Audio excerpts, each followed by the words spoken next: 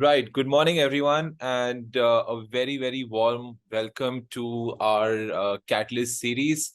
My name is Dipit Sharma. I am with Shoolini Online, and welcome to our webinar series. Again, we do this on a very frequent basis. Our objective is to get you real-world practical insights into the business world. And every week we are joined by an industry leader. We cover a wide range of topics. But before that, I just have a small update for you all. I have just come back from Shoolini. I was there the entire week. We were brainstorming with the team. And in the coming weeks, we are going to make some very, very exciting announcements around some new courses. And this is for our future students and for our existing students. So with that, please join me in welcoming Mr. Anil Santhapuri. Anil has about 21 years of experience in a career spanning through HR, leadership development, and talent management across renowned organizations like Fidelity Information Systems, CGI, and of course, TVS Motors. He is the head of Academy for Management and Leadership Series at TVS, and he is also a four-time awardee of the Brandon Hall Golden Awards, three-time CLO Learning in Practice, and recognized as 2022's Asia's top 100 power HR leaders. He's also been honored as a young HR leader in India and listed in Jombe's HR 40 under 40 list. Anil champions digital and cultural transformation, serving on the Global Skill Development Council's Technical Advisory Board and as adjunct faculty at ISTD. He's a sought-after speaker. He advocates for holistic development, the future of work, and agile HR practices. He is also an ACC certified coach. Anil's passions extend to poetry, vipassana, and value-based leadership, embodying a holistic approach to growth. So welcome. Welcome, Anil. And we are, of course, very, very excited to have you here this morning. Thank you. Thanks a lot. Looking forward to the conversation. Yeah. Absolutely. Again, I would like to welcome all our attendees today. So today, we are going to be covering some very interesting areas in the HR realm. And as you heard me speak about Anil's credentials, sorry, my bad, Anil's credentials, we will have a very exciting conversation with him today. And towards the end, we will get his perspective on all of the questions you guys have. So with that, I would pass it to Anil. And again, thank you so much for joining us this morning. Thank you. Can I quickly check if I can share my screen and also Yes, putting yeah. the timer on? I think I have what 20 minutes, right? You have as much time as you want. It's all good. So usually what usually happens is sometimes, we have a time slot of 1 hour, but a couple of weeks back, we ended at about 85 minutes. So, the questions just did not stop. So don't worry about the timing. We keep it as free flowing as possible. So as per your comfort. So Thank I think you. you should be able to share your screen. If you have any issues, we've got Yeah. the support team on standby here. Thank you. Thanks for that. So quick check, how many participants do we have? Currently, we are at about 47. Okay, perfect. Okay, so I'm still going to time myself, but we'll keep it free flowing. So let's say share screen, desktop share. Yeah, I think we can see the screen. Yeah. So I'm pulling up some slides. Are you able to No worries. Yeah. see this? Yeah, we see this. Yeah. Okay, excellent. Thank you. So good morning, everyone. Really happy to be here. It's always good to, generally I keep my Saturdays for engaging with people in broader network and community, sometimes catch up with my mentors, do a fair bit of mentoring. And Sunday is completely for myself and family. So it's one of those good days. So, and also I'm in Bangalore. Last 2 days have been good. It started raining here, so it's feeling like Bangalore again. So on that note, I think this is a very timely and important topic around how career paths have changed. And since it's relevant for everyone, including all of you on the call today, to see, I know things are changing so fast. So how do we still plan for a career? What are some things to which we can ground ourselves in? And what I'm sharing is based on my own perspectives and experience, also from the body of work I'm doing. So as you heard, I've been in HR space for more than 15, 16 years now. Before that, spent time in IT and has been doing leadership development and career work in various global MNCs and now with TVS Motors for last year or so. So some of it is coming from there. So let's get started. And so I think we all know this, but it's good to keep in mind the reason things are changing because there's lots of winds of change and things are these are driving change, and the big ones, there are a lot of changes happening, geopolitical, demographic, the growth of the country, so on and so forth. But the big ones are fourth industrial revolution, and I'm sure all of you by now are well versed with it. So with the advent of the fourth industrial revolution technologies, to give an example, let's say uh, what's unique about fourth industrial revolution? I'm assuming all of you know it by now, but just to give you an example, is it's not just one technology which is changing the way we live, buy or operate, but it's a combination of technologies. For example, how can AI with IoT make a difference? How can IoT with you know AR, VR is making a difference. So there are a bunch of 10 to 12 technologies which have come up with because of the growing technology availability there. And in those combinations, in combination of those technologies, they're driving a lot of holistic change. And that's in essence called fourth industrial revolution. So the rate of change of technology has been high. Uh, we as humans are struggling to adapt. At some point, I'm going to talk to you. How many of you, actually, I'm going to pose a question now and later you can answer me in the chat. How many of you are actually leveraging and using Chat GPT or other versions of it? Because it's been around for almost 2 years now, and then it's a tool we all need to know. And it's all of this is actually impacting the current and future jobs. So there's the fourth industrial revolution, big winds of change. And what has happened was uh, uh, across various industries, the rate of digital transformation varies from industry to industry. There are some industries which do it first. There are industries which are laggards, which do it later. But what happened uh, unequivocally after pandemic is all companies at pace started investing in digital transformation. So the technology is always there, but now from organization perspective, industry perspective, based on what we experienced in COVID, various industries have also started doing digital transformation, which also has the other side, is the skill gap. That's the second big winds of change. Now, third, the human psychology perspective, human perspective, uh, you know, uh, pandemic has affected all of us, right? Hybrid work, hybrid studying, remote work, remote studying, and there's no going back. It's been a massive whole global experiment for 2 to 3 years, and that changes habits of people. So there's no going back. So the needs, preferences of people have changed, to which we have to adapt everything. So those are big three winds of change. Hopefully, all of you can relate to it. Uh, this is a good visual to show how we're at a very interesting point in human evolution where the rate of growth of technology is steeper than human adaptability. And if you can see, we're at that interesting nexus where uh, at the latest example has been ChatGPT and this plethora of generative API tools out there which make your life miserable or make your life easy. It depends on how you look at it, but there's no denying it. So we're at an interesting stage where the technology uh, is growing exponentially, and we need to catch up as humans.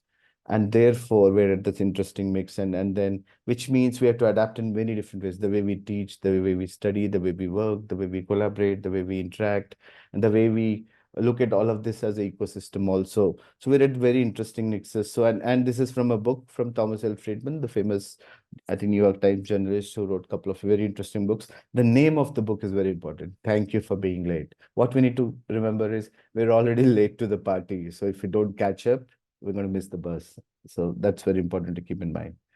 Now, with all this in mind, World Economic Forum, I think they published a most recent report also, but it's very indicative. The new report is also, I think, 80-90% similar. So this report came out 2 years back, 2020 later. Now there's a new version too. What's very important is they did study across geographies, across industries to say what are the top skills for 2025, 5 years hence. Now, spend a minute. This is a good slide to spend a minute. When you look at the skills listed here, something very interesting is happening. So if you look at 1 to 5, analytical thinking, active learning, complex problem solving, critical thinking, creativity. 6, leadership and social influence, technology use. 7, technology designing. 8, resilience. 9, reasoning, problem solving. 10, emotional intelligence. 11, troubleshooting and user experience, service orientation, system analysis, and persuasion, negotiation. Now, what's very unique, it should already caught your eye, except for 7 and 8, all the other 13 top skills of the future have nothing to do with hardcore technology. Yes, technology is making a huge impact, but just learning technology is not going to solve the problem. As you'll see, the major themes are ability to think, ability to solve problems, ability to critically analyze, be creative, demonstrate leadership, demonstrate emotional intelligence, resilience, service mindset. There's a lot of mindset pieces. So as you can see, the skills of the future are more analytical and cognitive, and the social side. Technology is just an enabler. So if you just think because Gen AI is changing everything, it's actually changing the nature and the context of the jobs we're going to work, and the easier tasks are going to be taken by the AI, or are going to get automated. So the difficult parts of the jobs is where we all need to demonstrate skills to be ready with, and the difficult parts of current jobs, which will shape as full-time jobs for future, these are the skills, those are needed.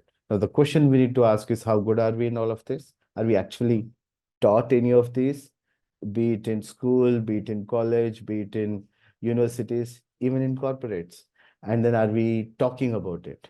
So uh, I see a hand going up. Vaibhav, do you have a question or a comment? Hi, if you have a question, everyone just type it out in the chat box, in the Q&A section, and we'll get to it as and when. Yeah.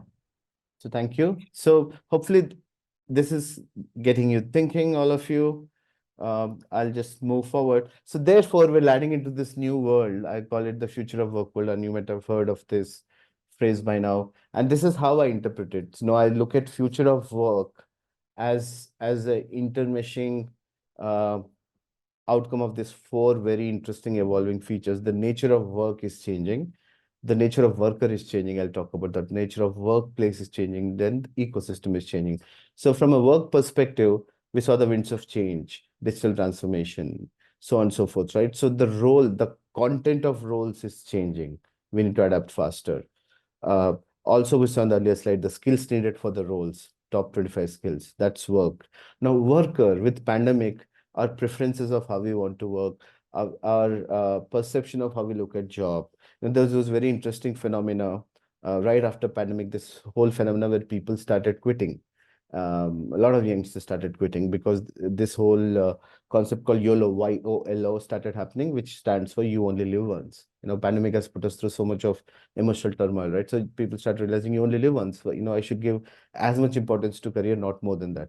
And then a couple of years hence, when industry started resetting and start in doing layoffs, people started having FOMO, fear of missing out. And now they didn't want to miss the bus, so they started coming back and looking. So it's a very interesting flip of the whole psyche of a modern worker is flipping between you only miss once, which means having to balance and do things in my life, compared to fear of missing out. That's where the great massive quiet resignation and the the tsunami, talent tsunami we gave so many times, right? People quit massively. So the whole psyche of how a modern employee thinks has completely changed. The definition of a workplace has changed. Earlier, it used to mean go to office, sit there with your manager, with your team, so on and so forth. Now, the definition of workplace can mean four things.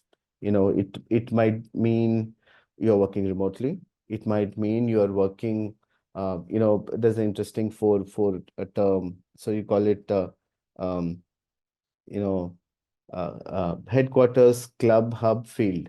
So you're either at headquarters, which is with your team, which is the earlier way of doing things. Club is like a hub and spoke model where there are multiple smaller offices where you go there a couple of times a week.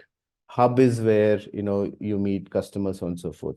Then there are some people who are on the field meeting people. So now what happens is some people are working completely remote, some people are working hybrid, some people visit offices sometimes, some people are traveling. So the whole definition of workplace has changed, including time zones. It's no longer a physical space, it's more than that. Finally, ecosystem, the boundaries between me, my organization, my customer, my ecosystem are completely blurred, and therefore there's a huge opportunity to start expanding the scope of your ecosystem. So if I want to really make an impact from an organization, I'll not create boundary just as my organization. I think of my customers, think of my competitors, and think of ecosystem like startups and organizations. So Saturday afternoon, why am I spending time with all of you? Because in my head, my ecosystem includes working with academia also. That's part of my role because there's so much to learn, so much to share and contribute. So work, worker, workplace ecosystem are four levers on which the entire future of work is spanning, and the nature of careers is also having a huge impact. Blurring boundaries of identities, changing engagement of work. High tech world needs high touch. Just because technology is great doesn't mean people don't need to be, reached out, discussed, talked. We need to do both well together. And workplace as a mindset and not a physical space is another huge big shift in last couple of years. Now, what implications does it have on career? Many implications. For example, work has an implication, workplace has an implication, and the rate of change of roles, with the way things are evolving. Uh, for example, in my last two jobs or three jobs actually, uh, uh, when I was hired, there was no JD given to me. There no job description given to me. And what I end up doing, my manager always tells me is things are evolving so much. We want people with the right intent, skill set, and mindset. You come and draft your own um, job. It's called job drafting or job crafting. So we need to start building our own jobs. So therefore, from that perspective, from a career perspective, three big things all of you need to keep in mind is Me Inc. What it means is if there's a startup founder running a startup, who owns the startup? Who's responsible for the success or failure of startup?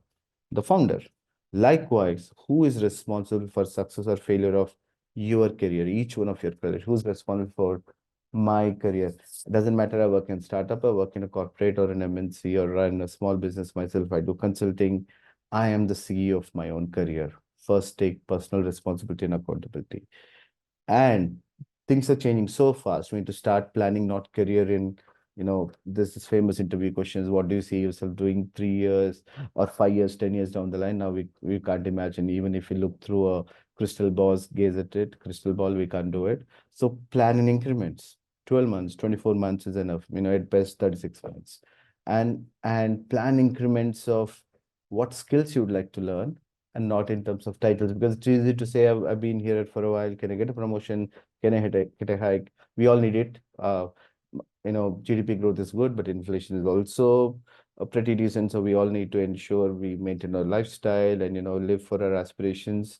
But see that as an output. Plan for what skills you want to learn in those increments of 12 to 24 months, not in terms of what job title, so on and so forth. That will anyway follow.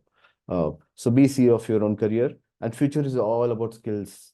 So always, if I asked each one of you, give you 10 minutes now, pull out a piece of paper, list 10 skills in which you are very adept at, which makes you stand out. And for against each skill, if I ask you to plan your, write your competence in each skill, say basic, intermediate, advanced. Basic, you're a beginner; intermediate, you're a practitioner; advanced, you're an expert. You can actually mentor or coach somebody. If I gave you 10 minutes to list out 10 skills and rate correctly each skill on basic, intermediate, advanced, how many of you will you be able to do that? And that's nothing but a short definition of your skill inventory. Do you know what skills you are good at, what skills you already have experience with, and therefore you can plan increments of skills on the left side. And once you know where you're good at from your own skill inventory, the way industry is going is it's not a difference between whether I build more broader perspective or more breadth. In fact, you need to do more. I'll actually show it in the next slide. So how to build breadth of skills, how to build depth depth of skills. And based on that, on the left side, again, you'll plan for career increments, plan for projects. So that's the third piece. So if future is all about skills, future is all about experiences. How do you learn new skills? By going through experience. So you need to ask yourself, based on my skill inventory and my career aspirations for next increments of 12 to 24 months, what experiences do I need to have? What type of environment do I need to work in? What type of projects do I need to deal with? Do I need to be exposed to a national level project or a project across a couple of countries or a global project, and with the complexities involved, so on and so forth, right? And what challenges? You can't learn new skill without going through challenges, right? You always need to have that test of walking through the fire. So what challenges will hone your skill? Constantly push the envelope, identify those challenges, discuss, once you're in a career, discuss with your manager, identify those projects all around you. And then you can't do it by yourself. So you need to build a support network. So you need to, earlier, people used to say, use those three words, right? People used to say, um, have a mentor. And later, after a decade or so, people start saying, hey, have a coach who will help you. Then people start saying, have a mentor or coach. But I'll actually tell you more. Have a mentor who's generally for a long-term life or a career mentor. Have a coach who can actually coach you on behavioral changes you need to make. Have a sponsor. This is very important difference between mentor or a sponsor. A mentor is somebody who takes personal interest in your success. They might or might not be part of your ecosystem, your organization. They might be part of your personal life. But a sponsor is actually somebody at work who takes interest in ensuring you get the right types of opportunities. So it's on you to identify the right mentor, sponsor, and coach for yourself. As I speak, throughout my career, I've had my own share of, I have at least two life mentors, handful of coaches who help me, and every organization I worked with, this at least the senior most leader in my function has always been a sponsor for me. And that's when sponsor, the best way to define sponsor is somebody who will vouch for you when you are not there in the room and open doors of opportunities for you. That's very important. So that's all categorized into support network. So be a CEO of your own career. Futures are all about skills. Do that activity I told you. 10 skills. Can you rate yourself? Do you know what those 10 skills are? Can you rate yourself? And finally, identify the experiences you need. Go for those projects, push yourself, and build a support network. You can't do everything by yourself. You need to learn with and through others. So it's also important from that perspective to say, as I spoke about breadth and depth, don't look at career from a very tunneled perspective, saying, hey, I'm a finance professional, an MBA in HR, I'm MBA in operations, I'm MBA in marketing. Therefore, that's my functional area, that's my technical area. You need to look at your own skills from these four separate lenses. That's very important. Starting from right-hand side, your technical functional skills, which is important based on what you're studying, your actual core area. Now go left.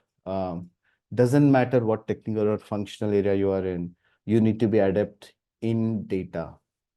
You should be adept in technology, and use the term methods. I'll come back to that. So you should have this ability to think data first, think mobile first, think people first. And it's important to, have an analytical approach. Then likewise, to become successful in your career, doesn't matter which functional role, technical role you are, you also need to start demonstrating leadership skills. And we saw in this top 25 skills from World Economic Forum also. So keep an eye on behavioral and leadership skills. Some of the skills take a lifetime to learn. I use the term meta skilling because it take a lifetime to learn. Couple of examples: growth mindset, learning agility, and something like innovation. Or leadership itself is a lifetime skill. You can't just say, I'm done with it, I know what to do. It's a lifetime journey for all of us, you know, uh, including me. And then depending on the industry you are, the domain knowledge of the industry, and also it's very important financial acumen from both perspectives. So in terms of not just career, but financial acumen from your life perspective, are you able to manage your own individual finances, with your career, plan your finances. So when you think of your skill inventory, look from this whole perspective, and then borrowing term from technology industry, because I spend a lot of time there. Their technology industry uses the term full stack engineer, full stack developers.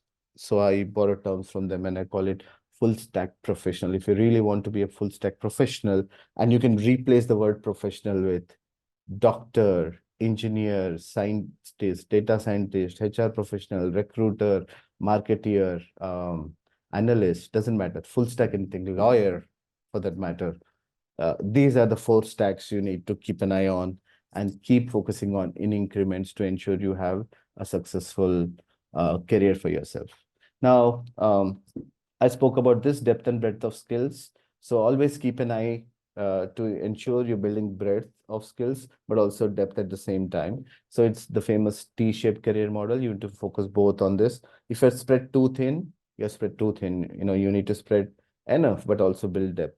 In fact, what I'm going to show in the last slide of my presentation will actually convert this T model to a pie model. When you write the pie, you know how you write.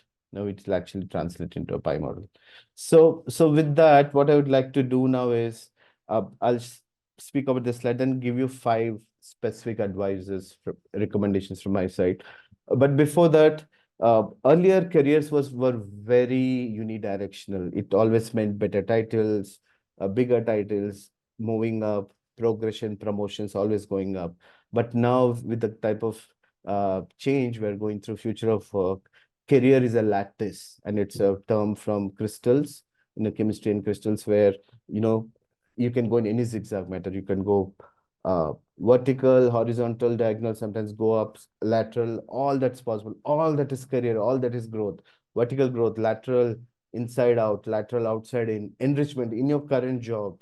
You're working on an additional project, that's enrichment, realignment, reorganizing your skills. All that is career. Don't think career is promotion. Don't think career is getting the next title. Career is doing all this on the right hand side. Industry has shifted from lateral progression to lattice pathways.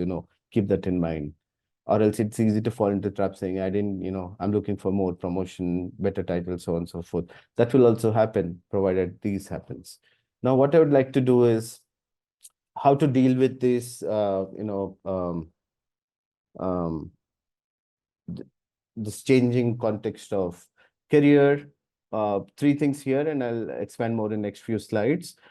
Keep an eye on your meta skills and keep working at it from a lifetime perspective. So growth mindset, agility, emotional intelligence, and being like leadership, takes a lifetime to do it. So start on it, keep the journey on. Remember the full stack professional slide, and be curious. The world is changing so fast. If you're not curious, then you're going to miss out the changes happening out there, the weaker signals. So before a big shift happens in the industry, big shift happens in the world, in the society, there are always these weaker signals which kind of predict how future is going to come. And you can only pick on those weaker signals if you're being curious, be open-minded. And curiosity comes in three ways.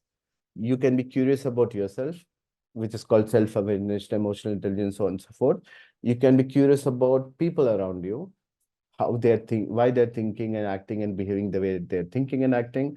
And you can be curious about the world. Why does the world behave this way? Why the world at large? So look at curiosity from those 3 perspectives and get more curious. Wear the hat of a learner. Finally, things are changing so fast. It's important to stay grounded. It's so easy to get digressed of a new career comes up, new technology comes up, people are getting this fancy job, fancy title, this and that.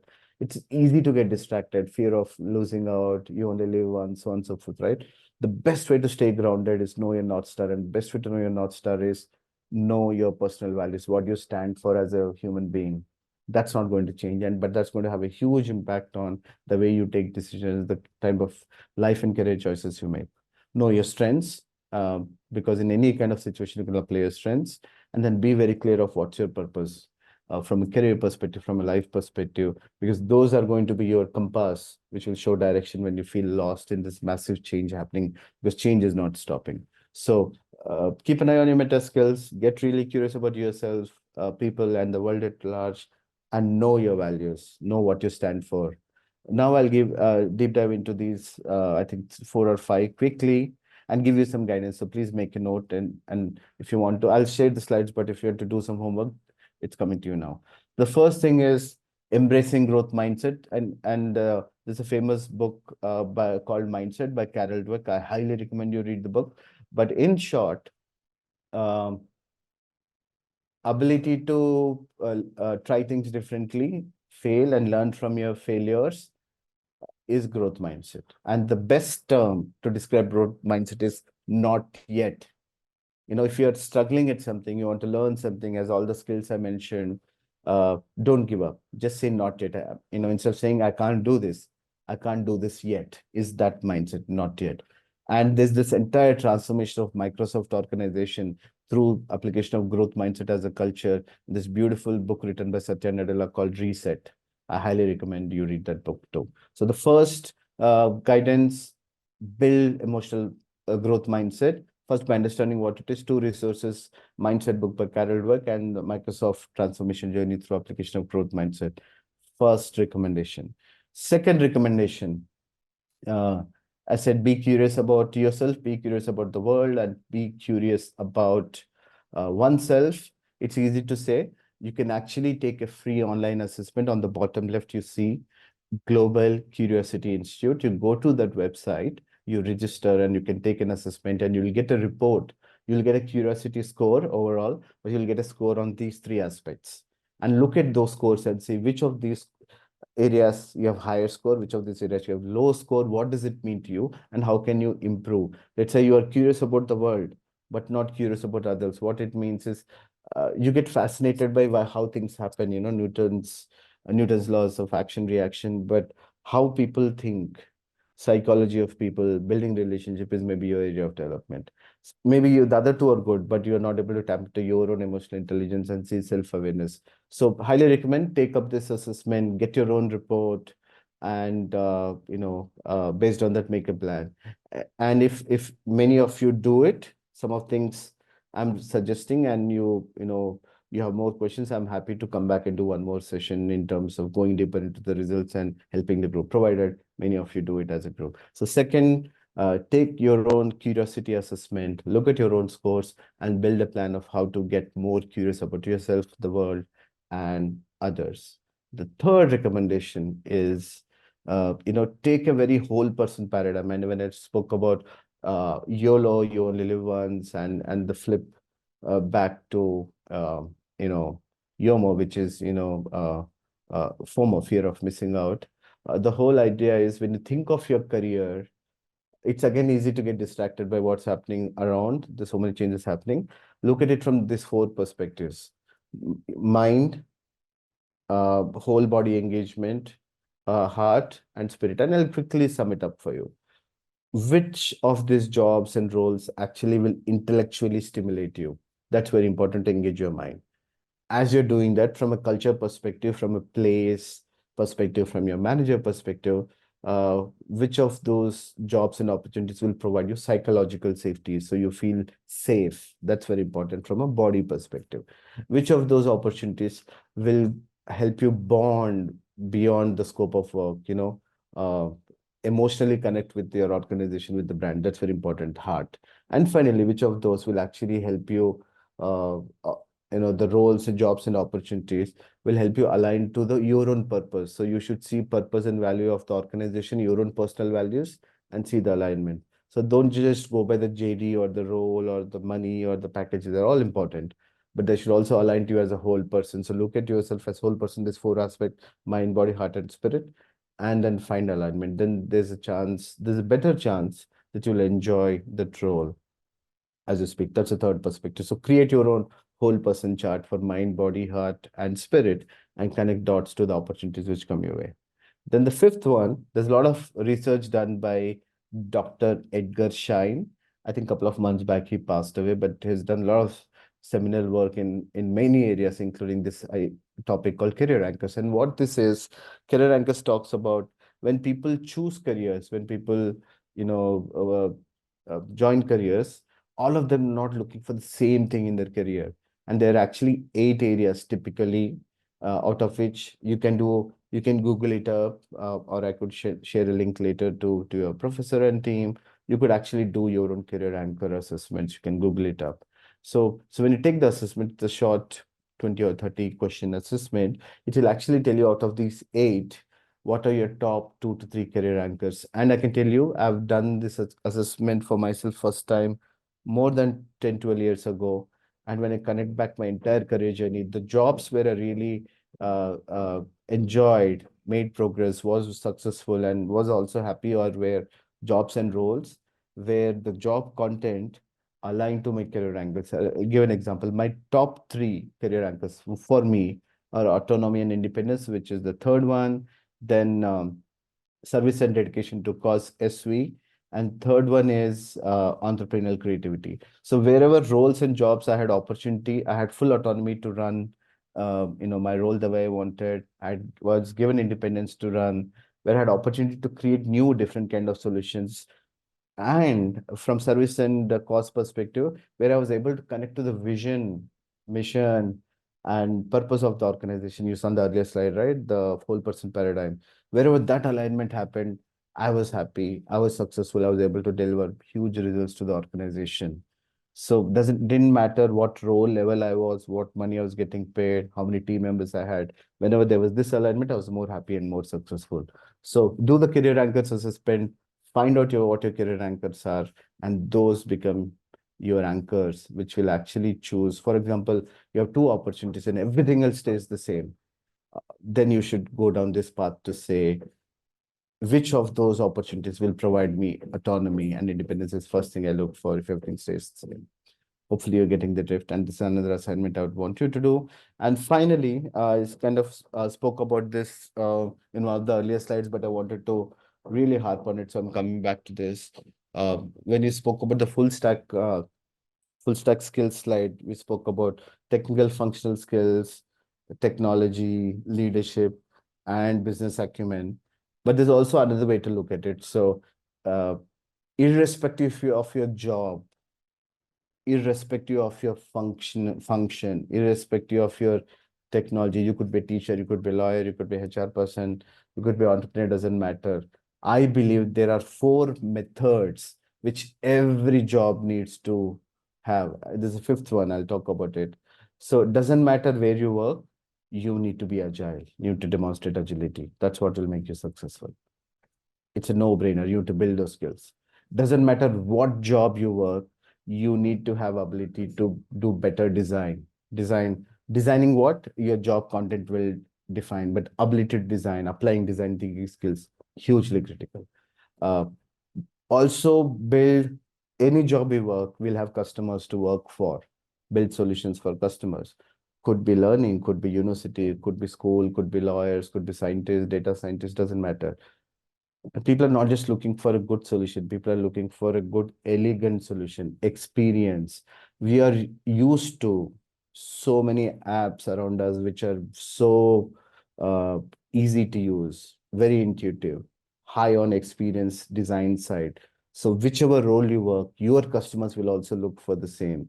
When people can play a free video without any technical glitch on a YouTube, which is done really well, or use a WhatsApp app or thousands of other apps we use, anything you design is competing with those for attention.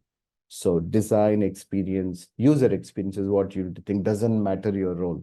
You have to build the right user experience. Finally, innovation is everybody's game. Innovation is everybody's need. The fifth one I didn't mention is being adept with technology. Things are going. So again, I want you to think about all of this. And most importantly, how many of you in last, a very pointed question, in last 2 weeks, if you haven't used ChatGPT or a similar version of it for more than half an hour, there's something wrong with you. You have not caught up with what's happening in the world. If it's not you started using technology which the whole world is using, you're already behind at the second tell you. In last 2 weeks, if you haven't used ChatGPT to do something or any other generative AI tool to do something, at least for 30 minutes to 1 hour, you're already behind the race. I can tell you that much. So I'll quickly sum it up for you. Recommendations: build a growth mindset, which means try different things, learn from your failures, find your support system who can help you demonstrate growth mindset. Two resources here: Mindset book by Carol Dweck and the turnaround story of Microsoft, the book called Reset. Build curiosity about yourself, people, and the world. Do the free global curiosity assessment from the website and read your own report and plan actions according to it. Uh, Plan your career in the four aspects of the role: engaging your mind, providing psychological safety, and taking care of your health and well-being from a body perspective. giving you happiness from a heart perspective, emotional alignment, finally aligned to your values. It's very important to look opportunities from these four perspectives. Um, all of them are not looking for the same things from career. So don't get bogged down by what others are getting or doing. Know your career anchors, your top three. And those that becomes a filter through which you filter your opportunities or or look for your aspirations. In my case, autonomy, independence, entrepreneurial creativity, and service and cause. I can tell you last 12 years, wherever these three were aligned, I was extremely successful, but most importantly, happy person. Finally, doesn't matter which role function you're going to apply for, make a career in. If you're not adept at these five, ability to work agile, whatever solution you build, apply design thinking, apply user experience, and demonstrate innovation. And finally, be adept with technology. A case in point being using any existing Gen AI tool. And the litmus test was in last 2 weeks. If you haven't used any Gen AI tool for at least 30 minutes to 1 hour, you're already behind the race. So that's my quick summary. That's how you can reach out to me on LinkedIn. My email ID is also there, but I'll pause now, stop sharing my screen, and see if you have any questions, comments, or feedback. Thank you so much, Anil, and that was absolutely insightful. And just wanted to, and while we were going through the slides, I couldn't stop thinking that how lucky, the students of today are, because back in the day, of course, we had gurus, of course, we had mentors. They would, nudge us in sort of a direction to success, right? But with these kind of presentations, students of tomorrow and today are actually getting a research-based blueprint on how to succeed at the workplace. And you cannot put a value on that. And of course, you mentioned a lot about change, and change is something that, as we grow, as technology comes, the rate of change is also increasing manyfold. Things we were doing in 2015, 2016 have been completely changed with, of course, yeah, and completely agree with, I'm a evangelist when it comes to chat GPT. I use it for the most mundane tasks. And so I want to start with that. I do have a question for you. And Sure. usually this is something that, in every session, it usually comes up, is the insecurity that people have that will I be replaced by AI? So your thoughts on that? Um, so it's like, let's take simple tools at home. Mm. Knife, you use knife and chopping board.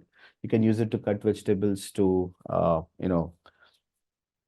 cut it, or if you're not careful, you could hurt yourself, Right. Yeah. That's one side of the story. There's also an interesting story of a group of people back in the day. We're talking about fourth industrial revolution. If we go back in history and look at second industrial revolution, where we started having power transmission through electricity. And Hmm. there were a lot of these printing presses which are manual. You need to, use hand. So London had a lot of printing presses, manual. And then suddenly power transmission came in, and they started automating all of this printing presses. People started losing jobs. And Right. then there are many people who reskilled themselves to start working in new factors where there's power Hmm. transmission and the content of their role changed. But there are also a bunch of people who started resisting the change, and they ended up calling themselves Luddites, Luddits. If you look it up, it's the Yeah. same story. And some of them resisted change so much they actually turned into like a terrorist group who started throwing bombs at government for introducing power transmission and stuff like that. So the key message, you can look up the story, all of you, but the key message is um, the moment we take the mindset that technology is the villain and take the Luddite mindset, you're already lost the game. The question is, go back to the second slide. Thank you for being late by Thomas L. Friedman. Technology is, you can't stop that curve. We have done it. Technology didn't do it. Humans have done it, right? Yeah. We created microprocessors. So now we have to play the catch-up game. There's no other choice. The best part is, if we leverage the tools, understand the tools, we will know how we can evolve our roles better and do things which we couldn't do better. For example, um, now when I design programs and content, Earlier, I used to have a couple of instructional designers on my team, but I actually do pretty much do the stuff by myself. That doesn't mean I'm going to fire the instructional designers on my team, Mm. but their role is changing now. I'm asking them to spend more time with leaders, more time in the industry to understand how the industry is changing. So if you, as long as we deny, we don't take the first step. But having said that, another way to look at it is, there's always the best way to describe is look at any job we have, any career we have. If we sit down and analyze, we can actually see the ratio of tasks which are repeatable, which how much percentage of tasks are repeatable, how much of percentage of tasks actually have a cognitive piece where you have to think, analyze, solve problems. So no brainer in couple of years in all roles across the world, the tasks which are repeatable are going to get replaced by AI. Now the question is, if I have the ability to do the higher order tasks, I'm safe. If I don't Right. build those skills, I'm not safe. So yeah. Fair game, absolutely. And yeah, and I think that I honestly feel that if done right, these things are there to make our lives simpler so that we have time to do the stuff that, that we're supposed to do, which is create and just be humans. Oh So yeah. very, very interesting take on that. And all right, so I think let's get into some questions. Okay, so Vivek was saying he couldn't understand you. I hope, Vivek, you managed to finally catch Sorry, Vivek. We're all right. humans. So, but I can tell you Yeah, a lighter but a serious comment on that. So right. I've worked, uh, with colleagues all over the world, through at least last 10, 12 years. So earlier I used to have we have this thing, right? Saying, hey, I'm working with American, Australian, German, Hmm, will they understand our accent? Then I've realized midway through my career, when I was especially working with Eastern European colleagues, right, that actually for most of us in the world, English is a second language. right. Yeah, And when I worked with especially my colleagues from Lithuania, I had this, hmm, they actually, Europeans, when they're talking, they actually pause you and say, give me a second, I'm trying to translate this word in my head. And they're so comfortable about it. I think it's right. only Indians, we want to be pitch perfect, sound like Americans, sound like Britishers. So I think own your accent, not that you don't change, own Yeah. your identity. The amount of effort I'm making to convey it to you, you also have to make same effort to understand me. So if you couldn't understand me, I'm sorry, but I'm not going to change beyond a point of who I am. And that's what I've learned. And that's also very important from a career perspective, be who you are. Don't try to change yourself too much for others. Yeah. Truly agree. And I think I have one more line to add to that, and also own your languages, Oh, because yes. and have so I in my previous life when I used to work in Singapore, I used to deal with clients all across the world as well. And that's one thing that, in the initial stages of my career, I was very apprehensive that, okay, will people understand me? And Exactly. but then I also realized that I speak four languages. The other person speaks one language. So I'm okay to, to be a little flimsy in one of those. Oh, Uh, yes. very, very well said. So, Anil, let's get into some questions. Oh, yes. Parth has got a question of future of remote work and how does it affect HR strategies? Brilliant. So I think there's startups and companies out there who have completely embraced remote. But I believe hybrid is the way forward, not completely remote, which means, couple of days you meet face to face, couple of days virtual. It varies from 2 days a week to 3 days a week, could be 4 days a week, doesn't matter, 8 days a month. But hybrid is the way out. Now in hybrid, what happens is the trick with hybrid from HR perspective, I'll tell you is, if I'm a manager, Hmm. some of my team members I see more in office, some I don't see more. So there's this psychological trap of proximity syndrome, and that might fall into performance rating, because I'm of Hmm. the proximity of seeing the person more, I might rate them better. And there's actually a lot of research coming up of new bias emerging in performance management. So as this HR, how can we solve for it is one way. Now as HR, how can we help our managers and team members embrace better hybrid ways of working is second HR strategy. Now the third piece is to take away the bias from it, how can we rebuild performance management to make it more outcome focused rather than input focused?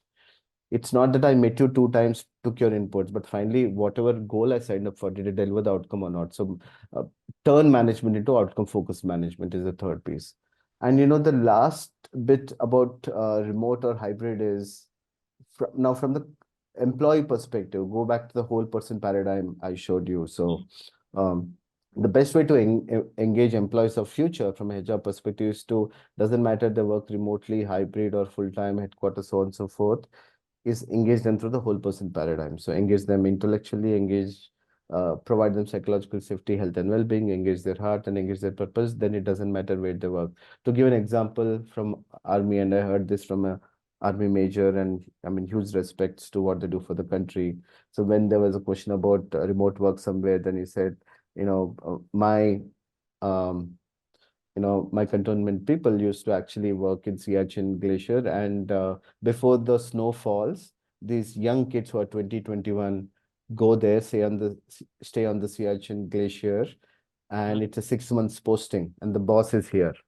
And Right. after 6 months, they come back, and he said, if in such extreme conditions, a 20-year-old kid can make it happen without seeing their boss for 6 months, why Right. can't you guys sitting in ACs make it work? So it's also a matter of intent. Yeah. Absolutely. Great perspective there. Um, Jay, okay, so one person wants to know which industry is growing most. Yeah, I saw the question, and two things on my mind. First, you need to do your own research, my friend. I Hmm. can give you whatever is on my mind, but you need to do your research. So these are things you don't ask me. I mean, maybe you're asking my opinion, fine. Hmm. But you have Google with you, ChatGPT with you. Instead of from the time you asked your question and waited for me last 10 minutes, you could have found your own answer. That's growth Yeah. mindset. First point. Second point, now I'll take a slightly different perspective. Industries are blurring. Now, what do you mean by an industry? I'm from TVS Motors. So are we a automotive industry? We already started doing EV. So are we electric industry? We're into mobility now. Are we mobility industry? And TVS Group also has TVS Credit Services Hmm. and then others. So I think the nature of industries itself is blurring. So as long as it makes sense, uh, it's good to understand the context. So give an example, Airtel. Hmm. Most of us use Airtel, right? We might use Jio or Airtel. No, which industry is Airtel? Traditionally, if I asked 10 years back, most of you would have told telecom. Now, Tech Geo is a data company where voice is given for free. So it's a digital industry. Both of them have banks. They're also doing banking. They also do other services. So the whole concept of industries is blurring. Now, traditionally, we have industries which adopt digital transformation. So, if you want to look from that perspective, if you do a quick research in Google, rate of adoption of digital transformation based on legacy industry, you'll find a view. But I think wherever it makes sense, go through the industry. But I would say now so much of phenomena is happening which is industry agnostic because lines are getting blurred. So from IT industry, last year I moved to TVS Motors in telecom industry, and many people ask me, wasn't it a big shift? Did you struggle working in IT and now going to an automotive manufacturing industry? And my short answer is no, because the more conversations I'm having in my organization are about digitization and leadership, which is exactly what was happening in IT and fintech world. So the lines are blurring. That's my second perspective. But I think if you want to know anything about specific industry, Google is your best friend.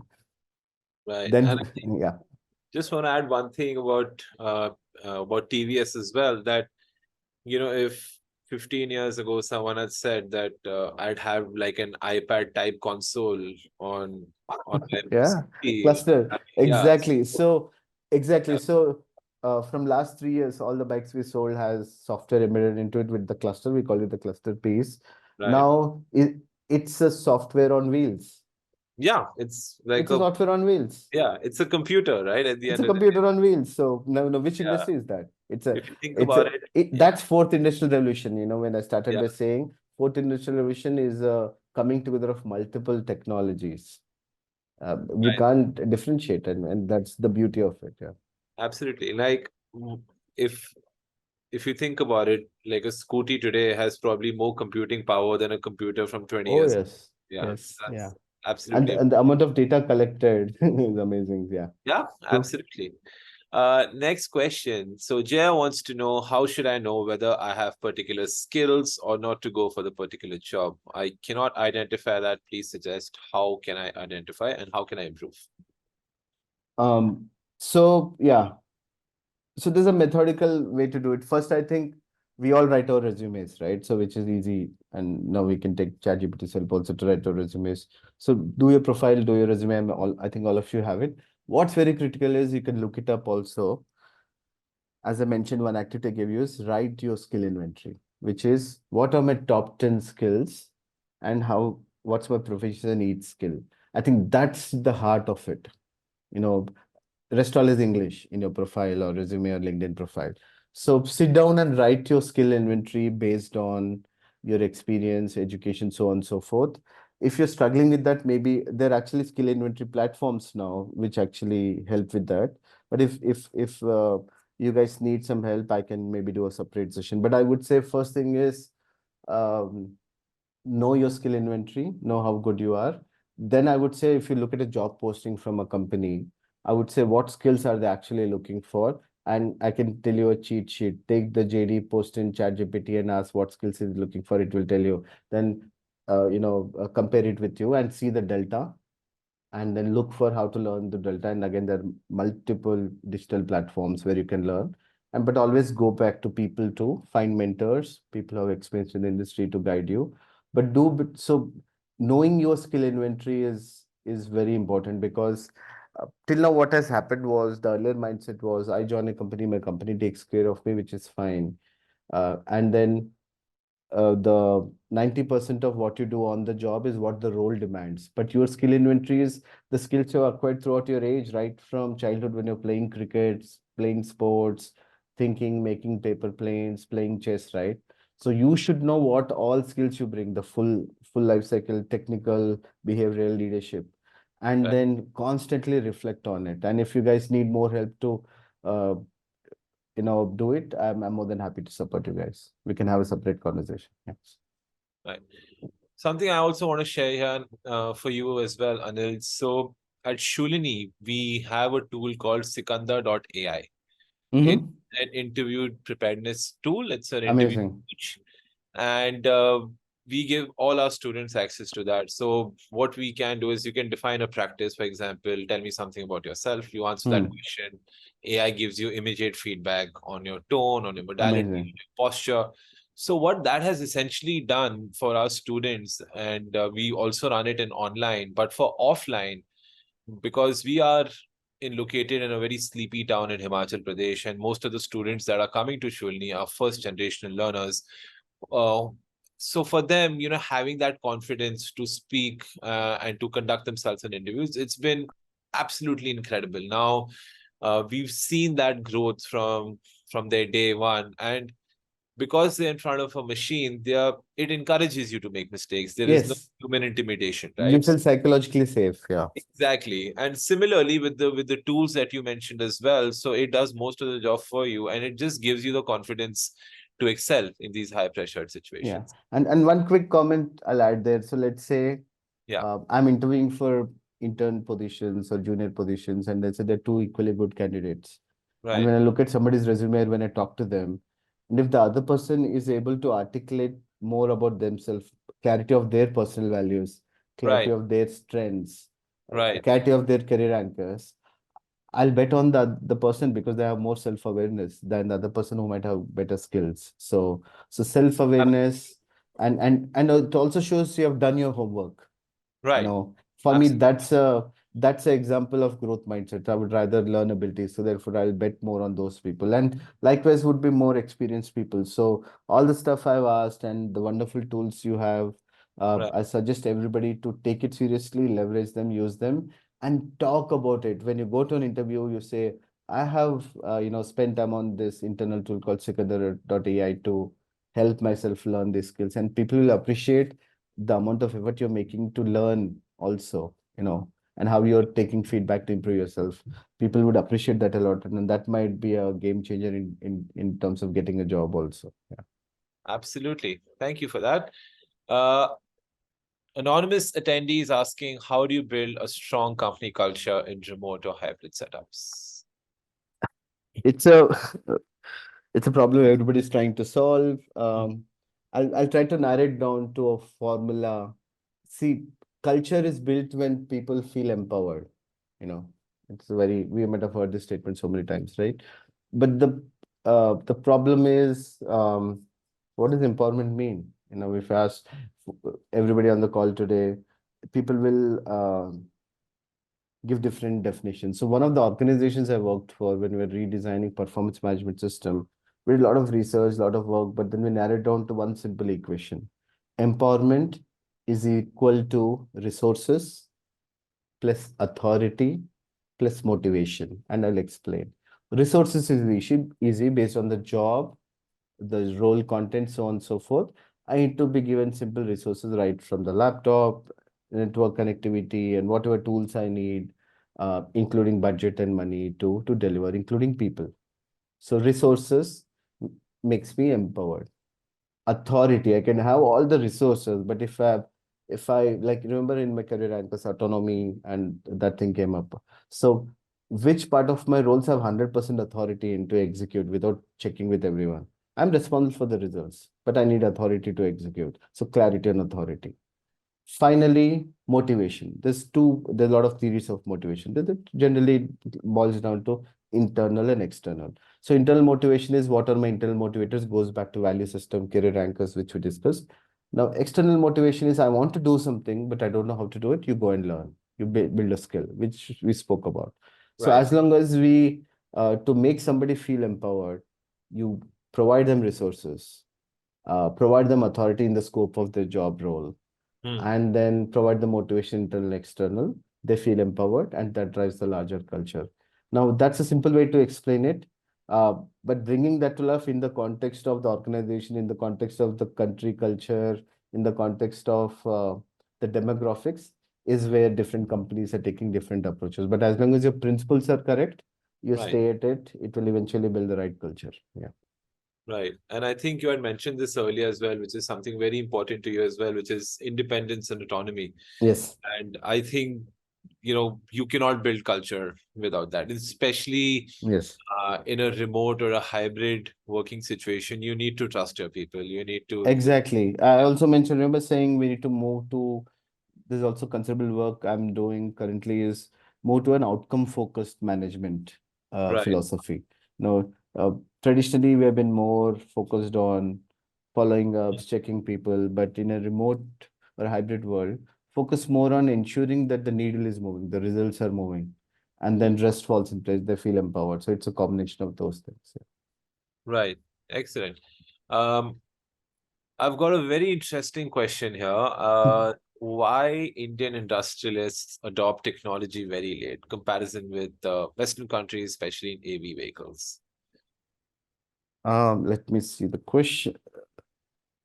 Um, okay, especially in EV vehicles. So first of all, I don't agree to the comment. So, for example, maybe cars. So maybe EV in car, Tesla, China, I do agree.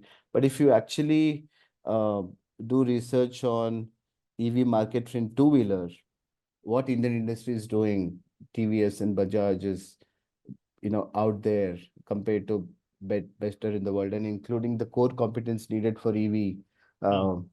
in two-wheeler, at least. Uh, TVS is actually leading. Recently, there was a Government of India in Delhi. They do this event where they did the mobility event, and different companies showcased, including TVS. And TVS is one of those few companies who had the end-to-end core competence to build a EV vehicle. And the government was looking at it from a made in India perspective, and we were actually the one who had all the capabilities in place. So I kind of disagree to the question a little, but I do agree. The first part of the question, if we broadly look at Indian industrialists adopt technology very late.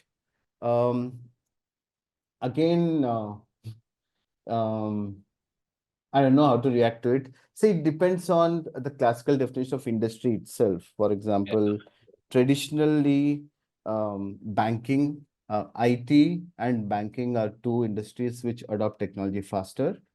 Real estate, manufacturing, um, kind of adopt a little later, or other industries fall in between. And there's a reason. The reason is, let's take the two contrast to be fair to people also. If you have a factory line, assembly line to make bikes, imagine the years of investment made to build the assembly line, the crores of money put in overnight, because one technology changes, you can't replace everything. You need so much of uh, intense budget to change things, and you can't stop your production line. You have to deliver bikes, Yeah. right? Compared to an IT company where nothing is tangible, everything is a software, you can replace it overnight. So True. sometimes that transition does take time. That's why there's a little bit of legacy industry perspective. But having said that, after pandemic, I think uh, the catch-up industries are doing is amazing. And in fact, I'm more proud of what Indian industries are doing compared to outside companies. Because before this, I spent a lot of time in IT and fintech world, where I used to work with a lot of clients all over the world. I can say with a lot of fair confidence, we were on par with more of them, are better now. So, but especially in EV two-wheeler, I completely don't subscribe to the comment. But yeah, cars, see, from a technology perspective, this is how it happens. So any new technology you are to implement in the industry I represent, Mm, this is traditionally the sequence, just to get a sense for all of you. mm. First, the new technology is invested in space tech. Then it comes to then it comes to something more larger, like a four-wheeler, then two-wheeler, then it gets democratized to everybody else. So that's been the trend, and therefore Tesla or other companies became EV first, then two-wheelers. So that's how the innovation happens in that industry. So I'm kind of answering in multiple perspectives. But the last piece is also, I mean, I'm a human resources Yeah. professional, so I also have to be authentic. As long as you have people at disposal, we're a country with over 1 billion people. So, look at, I mean, all the Zomato people who deliver, all the taxi drivers, all the Yeah. security guards. Do you actually need them? It can be replaced by technology so easily, right? At least security guards and Mm. stuff like that. So as long as we have human resource available, who would want to go for technology? There's also that bit. Yeah. But the but there's the implicit missed opportunity there.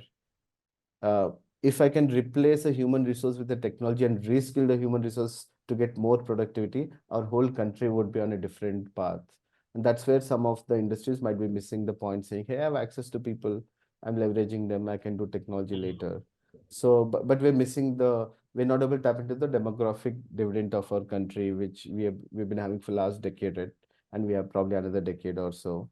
How soon can we educate people, reskill, upskill to do higher order problem solving, would actually solve the other problem. But as long as resources available at cheap disposal, why wouldn't people not do it? So that's a very short-term view of things, but that's a reality also. Let's accept it. Yeah. Agreed. And I think more importantly, I feel the onus of advancement should not only just fall on the industry, because you also need like infrastructure. You also need the consumer mindset to adopt such things. Oh Because if you yes. think about it, we made the electric car, I think it was called Reva or something, Oh I think yes. 20 years ago. So the capability exists. It is just that for a thing to become the norm, it also has to have the willingness from the consumer and the infrastructure to support it. So, is the next question is AI directly or indirectly impactful on a growing industry like pharma or healthcare?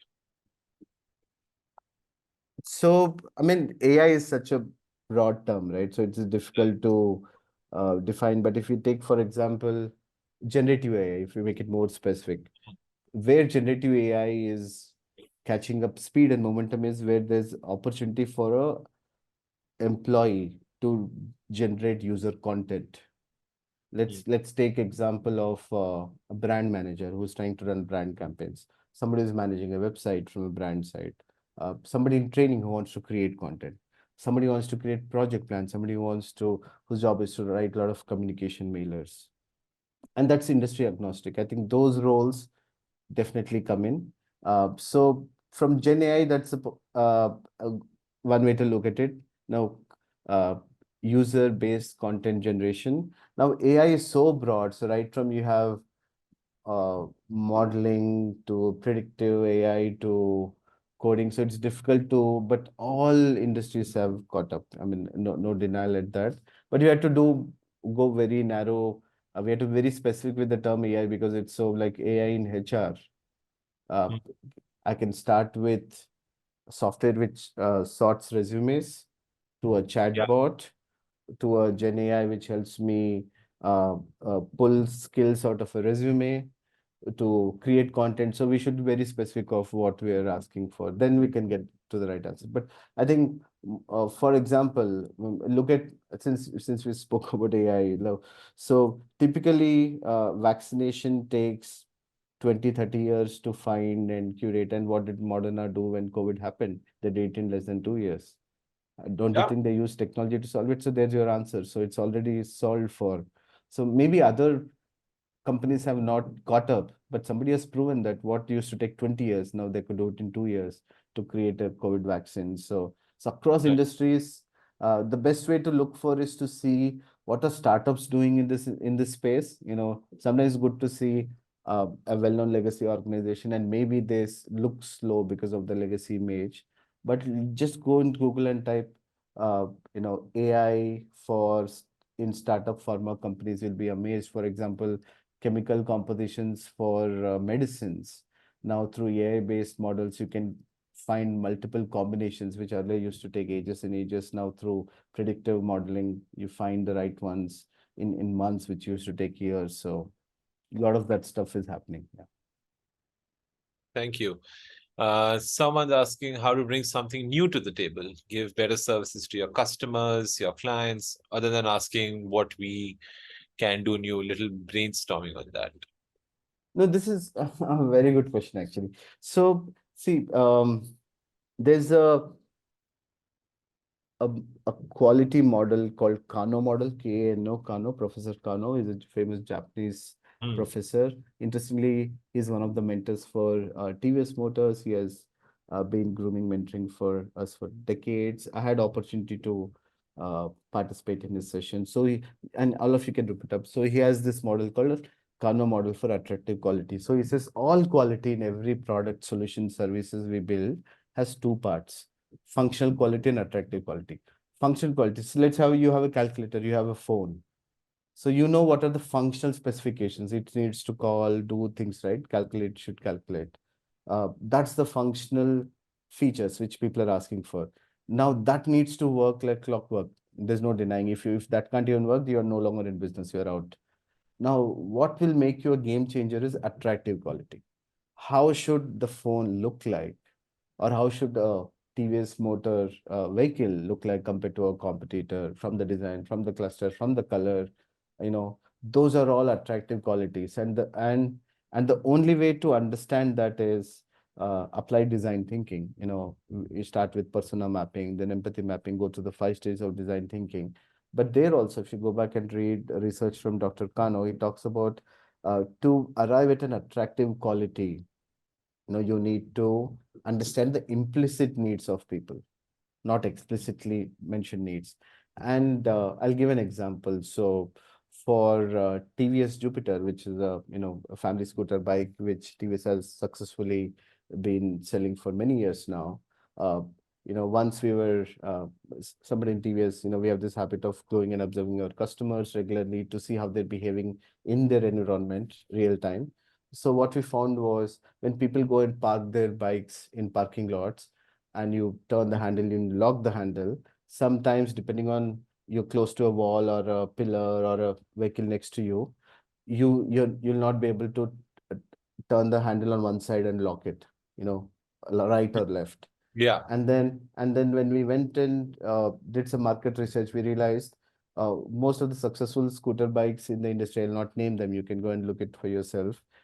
The handle lock only happens in one direction, but TVS offers it both directions. So that's an Yeah. implicit, yeah. So go and look it up. So we found that's a need of people, and so now TVS Jupiter, you can lock the handle both sides. That's implicit need. Nobody asks for it, but everybody struggles with it. So if you can come up with that, I'm giving an example, but if you and using explaining a model also, the Kanos model for attractive quality, if you start applying that, you can solve all those design thinking problems in any industry for any customer. Excellent. Wow, I'm a little bewildered by that lock thing because that is something that none of us have ever realized. And See, it's an yeah, implicit need, right? Yeah. yeah, yeah. Excellent. Wow. Um, Another question. Shivani is asking for more recommendations on book, podcasts, and interviews. Books, podcasts, interviews. Maybe I can write a small list of resources and share, but I think few I Yeah. already gave. But since we're talking about, you know, so growth mindset by Carol Dweck, I spoke about that. Reset by Microsoft, a book. Uh, and if you want to understand what are the various levels in which leadership exists in organization, I highly recommend a book called Leadership Pipeline by Professor Ramcharan. Highly recommend that book. And in terms of knowing your personal purpose, the famous Japanese framework Ikigai, Hmm. Ikigai, I highly recommend that book. Great book. Yeah, and then you know podcasts, interviews, I can come back, I can tell you, but books I would recommend those. Maybe Yeah. later I can share a short list. Yeah. We could do that and we could share it Oh with the yes. yeah. Right. So be practical. Great username, by the way, Rahul is asking, do you think education system should be updated based on skill and Oh career yes. related courses? Short answer is yes, yes, yes, yes, yes. We are really slow. That's the So I reality. actually I also want to answer that.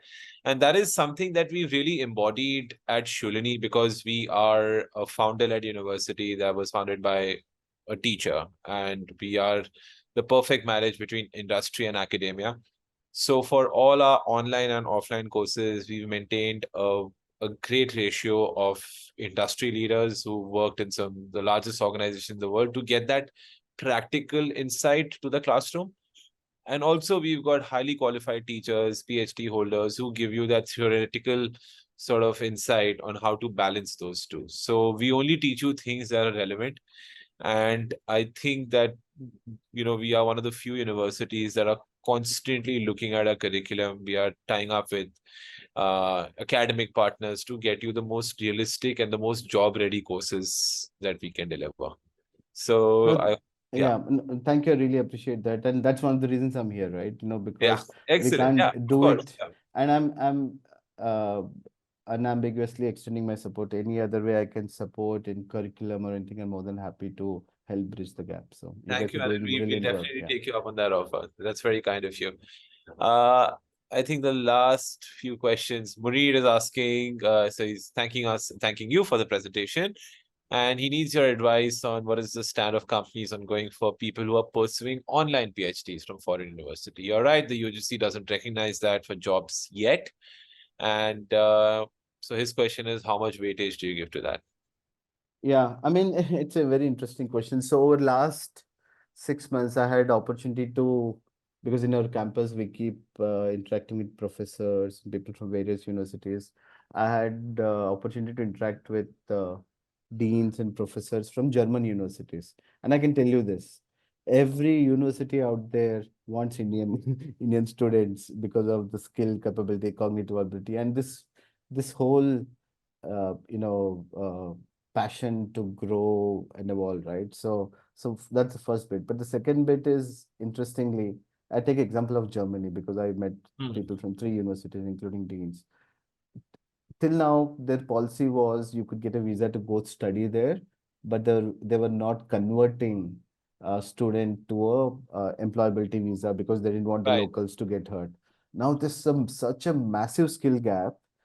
Now they want every Indian student who goes from here to actually work in Germany after they finish the university and contribute to the local economy and right. help it grow. Now same is the situation in most countries in the world. The talent shortage is huge. Yeah, And I'm not saying please go to foreign lands. India itself is now in the middle of a massive, huge transformation journey. So much, I would say like the best of the work in HR is happening in India, rest of the world is catching up. Having said that, uh, the talent need is everywhere. So obviously we have our own constraints of UGC not recognizing so on and so forth.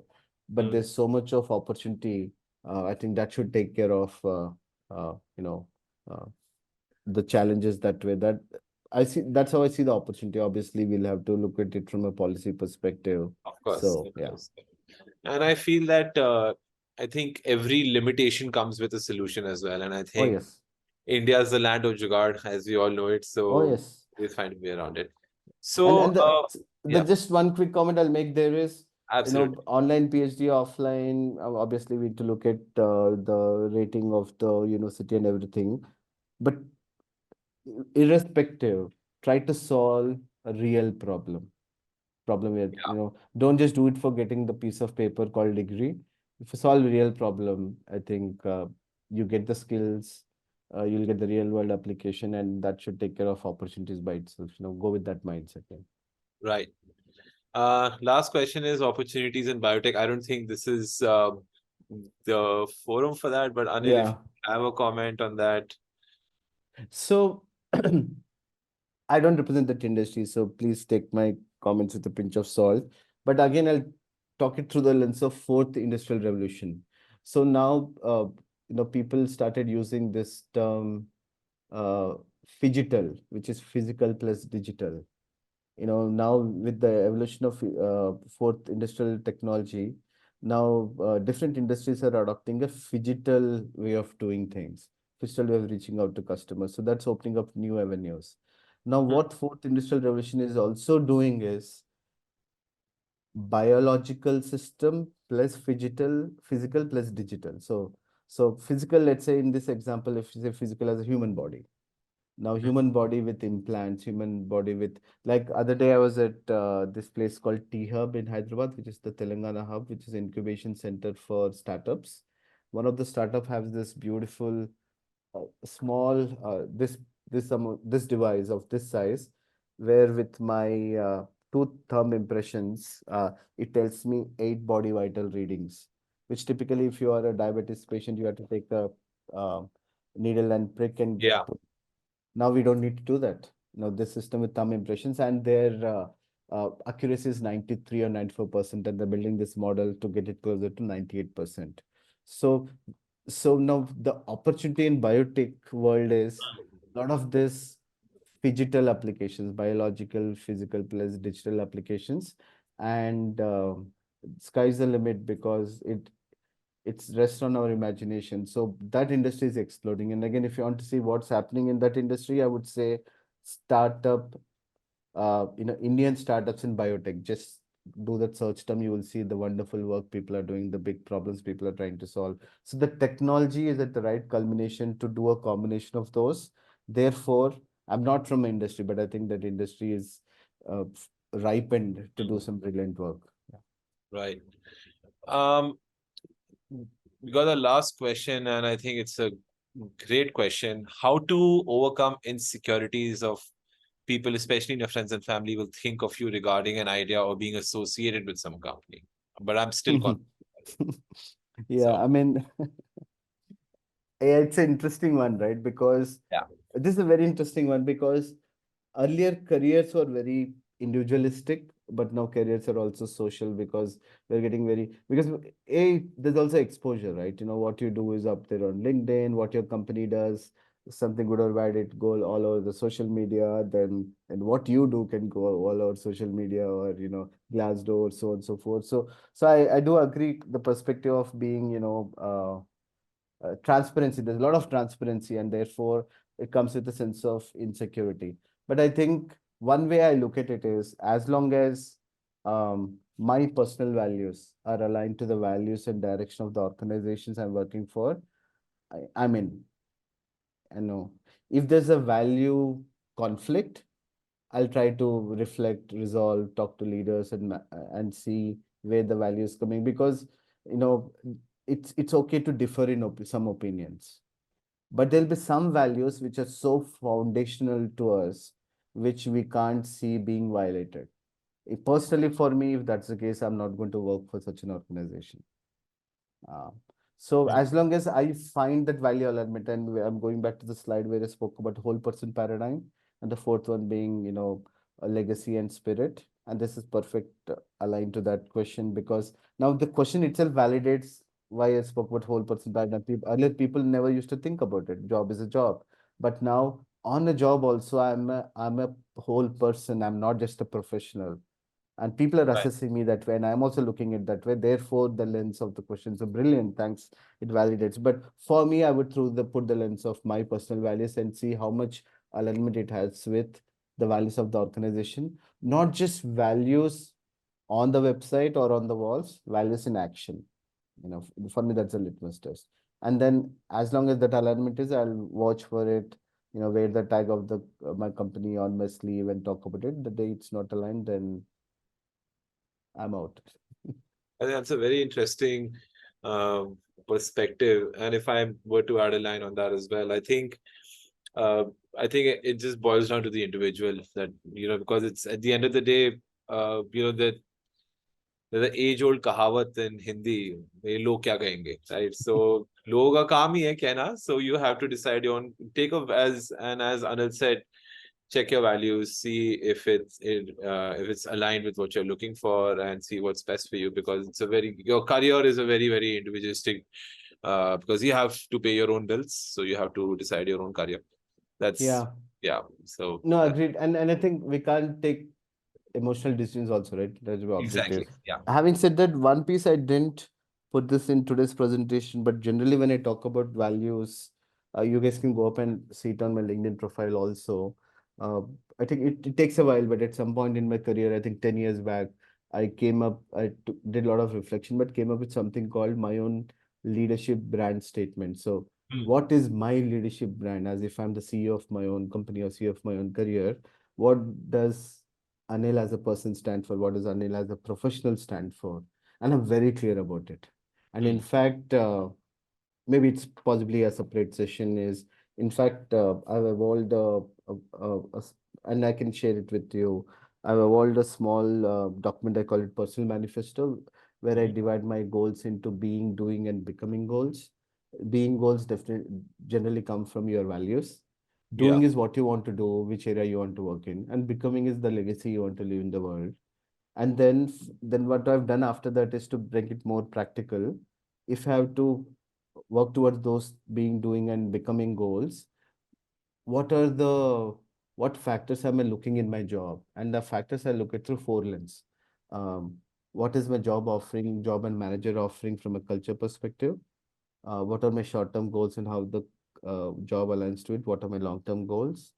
And then, on the job, what will I get? So personally for me, it boils down to 12 parameters. And whenever I have an job opportunity, I actually sit down, compare my current job and future job and rate against these 12 parameters with the weightage. And only if there's a significant delta, then I, you know, take up that opportunity possibly. It helps in three ways. So one is you're taking a very objective view of things. For example, a brand you really like, let's say Hmm. an Apple or a Microsoft, you get a job opportunity for it, then that brand becomes so huge that if I don't look it through the lens of my 12 parameters, that might take 90% weightage, or a Hmm. fancy job title they give, which Yeah. might not be. So those are the traps we fall into. But if you are extremely clear of what you want from your career for next 2 to 3 years in those parameters, then it evens out, it get normalizes, and that's how I made my personal choices. So there's a lot of that pre-work along with your value alignment you have to Yeah. do. Then you don't fall into these situations. If you jump for a title or a brand or a fancy title or Hmm. a role or money, then there's a chance that we might fall into this situation where you don't feel comfortable representing your organization or feel Yeah. insecurity. So always value congruence for me is very important. So it all starts with it. Right. Yeah. I couldn't agree more. I think that's uh, a great way of doing a self-assessment as well. And I think it's Mm. a very important. I might just create one for myself, and I'm sure you also visited time and again. And it must be sort of inspiring to see your own growth journey over the years as well. Oh, So definitely. Yes. with that, and as I said earlier, so sessions, we are free flowing. We've clocked an hour and a half, Oh, and wow. I didn't didn't realize that. Yeah. realize, yeah, where time flew. But with that, I want to thank you, Anil. Thank you so much for joining us today on this beautiful Saturday morning. At one point, we had about some 90 people attending the session. So, and we had some great questions as usual. And of course, we would love to have you back, because I'm getting a sense that there are certain areas where we can do a deeper dive, and I'm sure our participants will love that. So with that, again, thank you, Anil. Thank you so much for finding the time today. And to our participants, we'll be back for another session in the coming days. And for the previous sessions, you can check out our socials, our LinkedIn, our Facebook, Instagram, and of course, this session will be on YouTube as well. And if you need anything, if you want to inquire about a course, you want to enroll in one of our courses, please visit shoolini.online and do follow us for updates. So with that, I want to wish everyone a very, very happy weekend. And again, thank you so much, Anil, for joining us today. All right. Thank you. Thanks, everyone. Bye-bye. Take care. Bye. Thank you.